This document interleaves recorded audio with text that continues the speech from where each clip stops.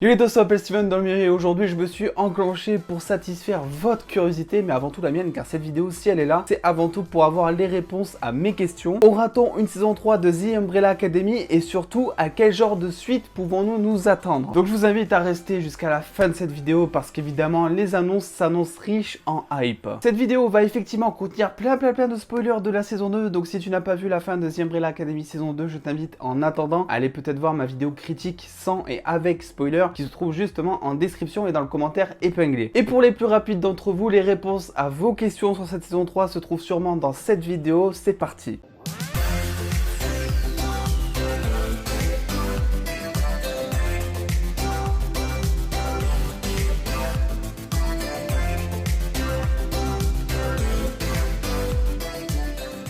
En plus d'être spectaculairement digne d'un film hollywoodien, d'un cliffhanger de blockbuster américain, tout ce que vous voulez, c'est vrai que cette fin de saison 2 soulève quand même pas mal de questions. Déjà, la Sparrow Academy qui débarque, nous donnant un petit peu l'impression que le début de la saison 3 va justement se centrer autour d'une guerre de clans, un petit peu à l'image de ce qu'on a dans Harry Potter d'ailleurs entre Serpentard et Gryffondor. Et déjà, c'est là où la première particularité commence, car la Sparrow Academy n'existe tout simplement pas dans les comics, ou en tout cas pas encore. Alors oui, même si c'est basé sur les comics, c'est pas surprenant que les scénaristes adaptent encore une fois avec une entière liberté créative l'histoire. C'était déjà le cas avec le personnage de la directrice qui est une pure invention de la série qui n'existe tout simplement pas dans les comics. On a aussi Carmichael qui est présent en saison 2 qui est vraiment à l'arrière-plan de toute l'intrigue alors que dans les comics c'est vraiment un des big méchants hyper machiavélique, tout ce que vous voulez. On sait par contre que cette version alternative, donc la Sparrow Academy, qui comprend d'ailleurs notamment un espèce de Ben version gothique plus méchant, est censée justement apparaître dans le tome 4 des comics de The Umbrella Academy, qui n'est d'ailleurs toujours pas sorti, qui est en cours d'écriture, et devinez quel est le titre de ce tome 4, vous l'avez dans le mille, Sparrow Academy. Concernant l'identité des membres de justement cette version machiavélique de la Umbrella Academy, il s'agirait non pas de double méchant de la Umbrella Academy, mais bien finalement de nouveaux héros, de nouveaux personnages avec d'autres facultés qui vont justement se confronter à la Umbrella Academy. En somme, tout simplement de nouveaux mutants entre guillemets qui vont probablement se battre face à la Umbrella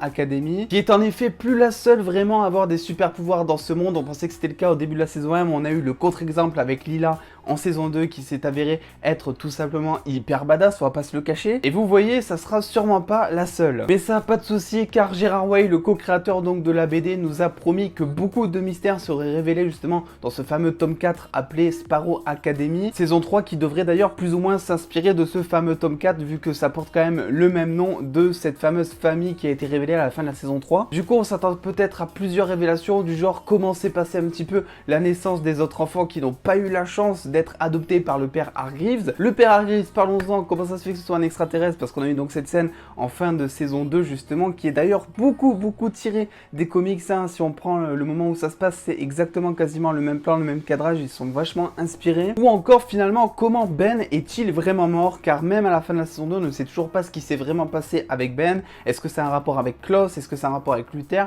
On aura sûrement notre réponse en saison 3. Toujours dans cette même interview, le co-créateur nous annonce que effectivement un gros secret va justement être révélé autour de la Umbrella Academy et apparemment ça va chambouler pas mal de personnages et ça va aussi révéler leur véritable nature. Alors moi quand j'entends véritable nature, suivant ce qui s'est passé en saison 2, je pense de suite finalement à la véritable nature du père Hargreaves en termes finalement de physique, parce que le mec s'annonce être un extraterrestre tout simplement. Donc peut-être que justement ils vont apprendre tout simplement que leur père adoptif est en fait pas du tout humain, ce qui pourrait peut-être chambouler certaines personnes, hein. Je pense notamment à Klaus qui a l'habitude de boire des morts, mais là clairement il tomberait un petit peu sur le cul je pense. Concernant maintenant la date, parce que ça c'est super important, alors oui vous l'avez dans le mille, Netflix n'a évidemment pas encore à l'heure actuelle officialisé la saison 3, même si à mon avis ça ne saurait tarder étant donné tout le budget qu'ils ont injecté dans cette fameuse saison 2, avec clairement je pense l'ambition cachée derrière de transformer Umbrella Academy en vraiment une de leurs séries phares sur leur catalogue. Par contre on sait deux choses. La première c'est tout simplement que The Umbrella Academy repose sur les histoires des comics et que les comics contrairement à d'autres sont en perpétuelle écriture, voilà, ils sont toujours en train de développer développé, ce qui fait que théoriquement on pourrait presque avoir le même nombre de saisons qu'il y a de comics, et vu que les comics sont toujours en train d'être développés, vu qu'on arrive sur l'écriture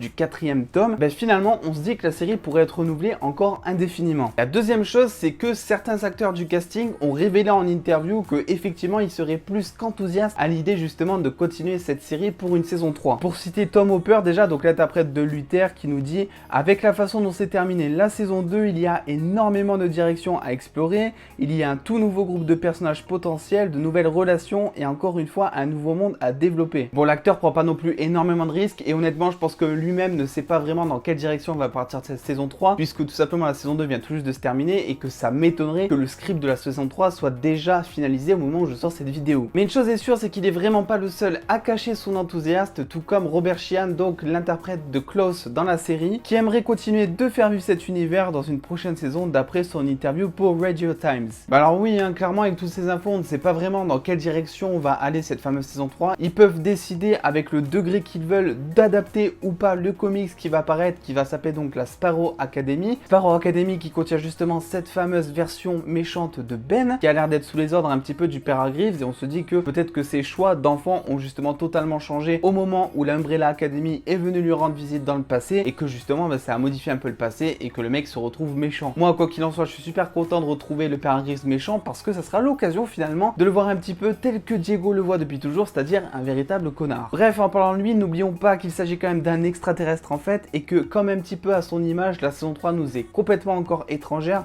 Voilà, je sors cette vidéo 3 jours après que la saison 2 soit sortie, donc il y aura très probablement justement de nouvelles infos et de nouvelles choses à se mettre sous la dent, et pour ça je vous invite dans tous les cas à vous abonner et à mettre la cloche des notifications pour ne rien rater. N'oubliez pas du coup de me dire aussi vos théories en commentaire. Lila, qu'est-ce qu'elle devient finalement? Elle va enterrer sa mère, mais est-ce qu'elle va plutôt choisir de se venger parce que justement c'est un petit peu entre guillemets la Umbrella Academy qui l'a tuée, on va dire, ou est-ce que justement elle va essayer de protéger la Umbrella Academy et conserver justement son amour pour Diego? Dites-moi ça en commentaire. Plus de réponses sûrement dans quelques mois, mais en attendant les dos, prenez soin de vous, des bisous les dos.